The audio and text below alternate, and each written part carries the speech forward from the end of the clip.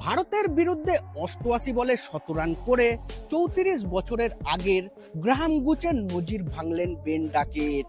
কি পুরো ঘটনা জানাবো বন্ধুরা, তার আগে ভিডিওটি পুরো দেখো এবং চ্যানেলে নতুন এসে থাকলে চ্যানেলটিকে সাবস্ক্রাইব করবে। তো বন্ধুরা, ভারতের প্রায় 450 রানের জবাবে ইংল্যান্ড ব্যাট করতে নেমে রীতিমতো ব্যাট বল খেলে ভারতকে চাপে ফেলে দিল। দিনের শেষে 35 ওভারে 2টি উইকেট হারিয়ে 207 রান বোর্ডে তোলে ইংরেজরা। তার মধ্যে বেন ডাকেট একাই 133 রান করেছেন, তাও মাত্র 118 বলে। ডাকেট মাত্র 88 বলে 17 রান পূরণ করলেন তিনি।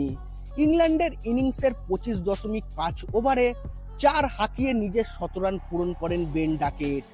100 করতে তিনি 19টি 4 ও একটি ছক্কা মারেন ডাকেট। তার এই ঝোড়ো ইনিংসের হাত ধরেই একাধিক নজির গড়লেন বেন ডাকেট। বেন ডাকেটের 88 বলে সেঞ্চুরি ভারতের বিরুদ্ধে ইংল্যান্ডের কোনো ব্যাটারের করা দ্রুততম টেস্ট শতরান। এদিন ডাকেট গ্রাহাম গুচের নজিরও ভেঙে দিয়েছেন।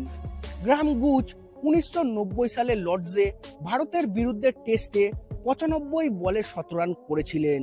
এতদিন ইংল্যান্ডের কোনো ব্যাটারের করা ভারতের বিরুদ্ধে কোনো টেস্টে এটাই ছিল দ্রুততম সেঞ্চুরি, যেটা ভেঙে গুড়িয়ে দিলেন বেন ডাকেট। পাশাপাশি ভারতের বিরুদ্ধে তাদের ঘরের মাঠে করা ডাকেটের এই সেঞ্চুরি তৃতীয় দ্রুততম। এই তালিকায় ডাকেটের আগে রয়েছেন অ্যাডাম গিলক্রিস্ট ও ক্লাইভ লয়েডের।